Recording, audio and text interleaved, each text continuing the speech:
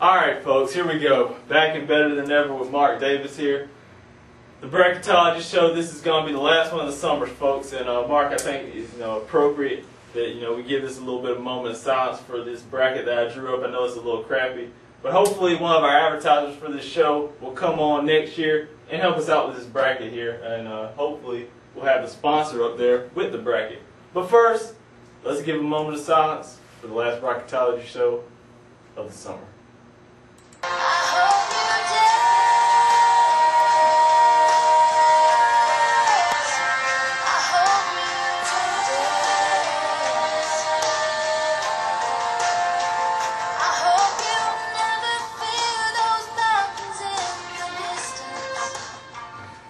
Alright. Oh man. You okay? Yeah. Okay. Alright. Anyway, getting back on it, guys. Dixie versus Buford. That's going to be one of our matchups we're watching tonight. Hopefully, I'm starting to see the sun's peeking out a little bit, so hopefully we're going to get these games in. But like I said, Dixie versus Buford. Mark, they played up here, so this is going to be a rematch right here.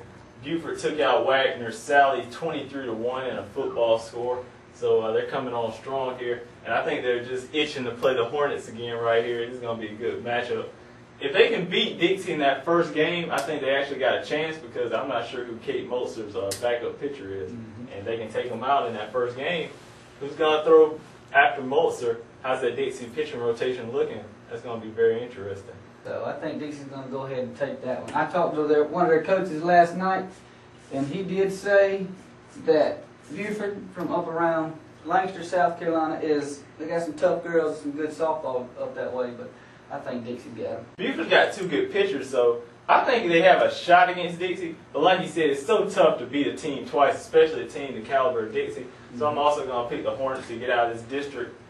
I just think, like you said, once you're a good team, the good teams are up in that part of the bracket anyway. It's going to be so hard to beat a #1 seed twice. Yeah.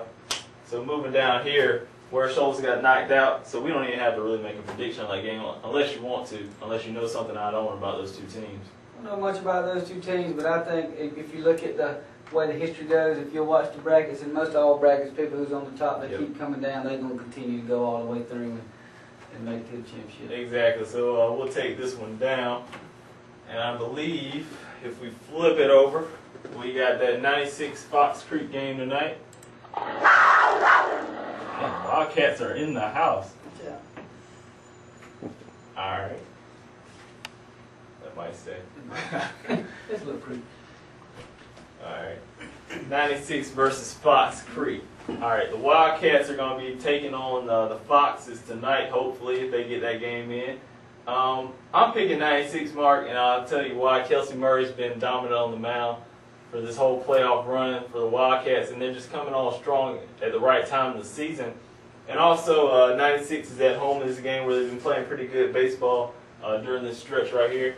This is going to set up a rematch with them against Indianland. And like I said first, you might want to make a prediction on that. I'm not sure you're liking in that game. Well, on the softball side of things, like you said, 96 has been doing well at home. But you see Fox Creek here, they got beat down by Indianland. Beat Whitmire to come here, so they got one loss, right? Right. So that's a situation where it's a winner go home situation. All. Yeah. Loser goes home, winner takes it all in a one-game situation.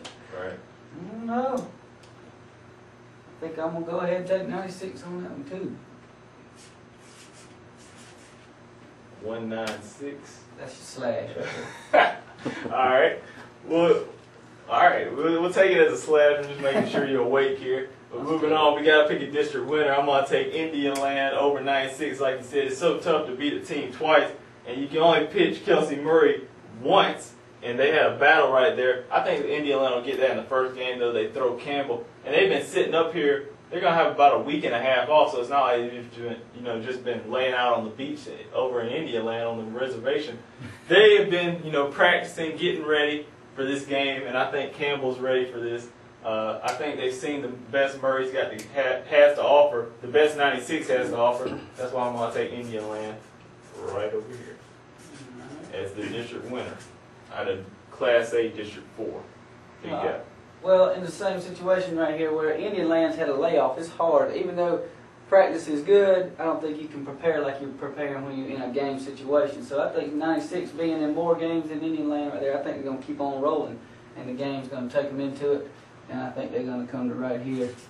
Trusting Trip Henderson. Trusty Trip right there. Wow, so 96, you're predicting 96 to get out of that district. They're going to get out of there. All right. We'll see what happens. I'm shocked, actually, but can we get a Wildcat, the roar or something over there? I can't believe Mark Davis is actually picking 96 to get out of there. Wow. Anyway, taking this bracket down. Oh, yeah. You got to give him a double one. I know Kristen's going to get out of that bracket. We didn't even have to show that. Kristen's got that. But moving up here, you got 96 baseball. We still need an advertisement. Exactly. I mean, really bad right now. I mean, the board's looking kind of shaky right now. But luckily, this is the last bracketology show of the summer. And like I said, you saw me in the beginning, I shed a tear for it. But we're going to move on to 96. They're going to play Louisville. I was wrong on this prediction right here, so we'll X that out. We got the Wildcats down here. 96 is going to be taking on Louisville. And Mark, I'm going with Louisville in this game. And honestly, I do like the Wildcats in that first game, but it's just so hard to beat a team twice, like you were saying. It's only happened so many times over the past couple of years. But if it was going to happen, 96 has the squad to do it because of their pitching rotation. They got so much depth in the pitching rotation. They can throw 5 guys at you, bring in so many guys to throw at Louisville. But still, Louisville has been one of the top 10 teams in the state over the course of this season. And I'm looking for them to get out of this bracket against 96. They're at home. The Wildcats season will come to an end. I know I was rolling down with the Southside Christian pick, but I'm liking Louisville to get over 96. Yeah, well, as you can tell right here, Louisville has not lost, and they got to be beat twice. Yeah. And like you said, it's hard to do, but 96 could do it. Their pitching's going to be there, but it's got to be there in a pressure-packed situation. And also, they got to pick up their bats against Louisville. Louisville hadn't lost. They're due for a shock. I think they'll lose one. I think 96 will take it to a game where it's the winner go, and I think that Louisville will take it. Yeah. And in all these games, we got to realize, too, that both of these games are going to be played on the same day. It's a doubleheader. So you definitely got to have your pitching squad. We're going to flip it over here. I know I forgot about those Abbeville Panthers in softball. So honestly, we only got 4 teams in our region left. Abbeville is going to take on Palmetto right here. Wrong in that prediction again. So we'll slash that out. Palmetto and Central are going to do battle tonight. I'm taking Central in that game, which will set up a rematch with the Abbeville Panthers. The Heather Ritchie conspiracy continues. We're going to have Central traveling to Abbeville. That's a no-win situation for them. I think Abbeville will take it in the first game with Jen Durham. They got an emotional boost from the Ritchie suspension. They're going to be hyped up for that game. The Abbeville fans are going to be going crazy. If Central can make it out alive out of Abbeville, I will be shocked. I will agree. I think that they're going to feed off all that noise that's coming from the Ritchie situation. And I think Abbeville beating them here and having the confidence and having the mind game over that we done beat you one time, we're going to beat you again. I think Abbeville will take it. Mark Davis and I agree on every district winner except for the Indian Land 96. He believes the Wildcats will get out of there, and I'm taking Indian Land. We're going to take the bracket down for the last time, throw the tack at you, throw the bracket at you. It's over, folks. Bracketology session over. This was the last bracketology session of the summer. You know who our district winners are now. Go up on the site, check them out. This is Johnathan Graves, joined by Mark Davis. This is my house, but you're welcome anytime. The GTS Midweek Report is over. I am out.